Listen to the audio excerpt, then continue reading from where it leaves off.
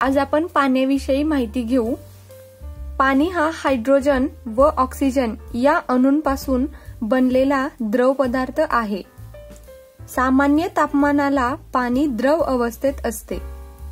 पाणी हे हायड्रोजन वायूचे 2 अणू आणि ऑक्सिजन म्हणजेच प्राणवायूचा एक अणू यांचा संयोग होऊन पाण्याचा एक रेणू तयार होतो।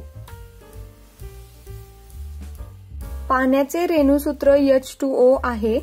पाणी हे पारदर्शक, चवहीन, गंधहीन असून ते रंगहीन द्रव आहे। पाणी पृथ्वीच्या पृष्ठभागाचा घनद्रव आणि वायू म्हणून अस्तित्वात असलेला सामान्य पदार्थ आहे। पाणी हे प्राणी व वनस्पती यांच्यासाठी महत्त्वाचा घटक आहे। पृथ्वीवर समुद्र, नद्या, ओढे, सरोवर, झरे, विहीर इत्यादी रूपाने पाणी आढळते। आपण पाण्याच्या घनरूपाला बर्फ व वायू रूपाला वाफ म्हणतो। पाण्यात अनेक पदार्थ विरघळतात म्हणून पाण्याला वैश्विक द्रावक असे म्हणतात। पाणी एका रूपातून दुसऱ्या रूपात रूपांतरित होते, म्हणजेच पाण्याला उष्णता मिळाली असता त्याचे द्रव रूपातून वायू रूपात म्हणजेच वाफेत रूपांतर होते। पाणी फार थंड केले असता त्याचा बर्फ बनतो। पाणी जर एका जागी स्थिर झाले तर गुरुत्वाकर्षणामुळे त्यातील पाण्याहून जड असलेले कण तळाशी साठत जातात आणि हलके कण वर येऊन तरंगायला लागतात।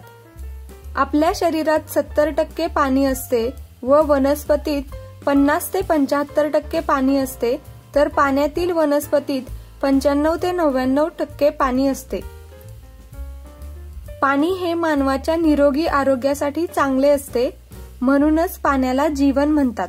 पाणी हे आपले जीवन आहे, म्हणून पाणी वाचवणे व त्याचा योग्य वापर करणे ही काळाची गरज आहे। पाण्याचे तापमान कमी केले असता 0°C तापमानाला पाणी घनरूप होऊ लागते। पाण्याचे तापमान 4°C तापमानापर्यंत किंवा 4°C खाली गेले असता पाणी आकुंचन पावते व त्याची घनता कमी होते। हे कमी तापमानाचे पाणी हलके असल्यामुळे ते पृष्ठभागावर येते आणि तरंगू लागते। यालाच पाण्याची अपवादात्मक प्रसरणशीलता म्हणतात। पाण्याच्या या प्रसरणशीलता गुणधर्मामुळे बर्फाळ प्रदेशातील जलचर बर्फाखालील पाण्यात जगत असतात। पाणी ही माणसाची मूलभूत गरज आहे। पृथ्वीवर पाण्याचे प्रमाण 71% इतके आहे। पाणी वाचवा घोषवाक्ये। पावसाचे पाणी अडवा, हरित क्रांती घडवा। पाण्याचे कराल संरक्षण, वसुंधरेचे होईल रक्षण। पाणी आहे निसर्गाचे अनमोल रत्न, पाणी वाचवण्याचा करा प्रयत्न। थेंब थेंब वाचवा पाण्याचा, हाच मार्ग आहे सुखी भविष्याचा। धन्यवाद।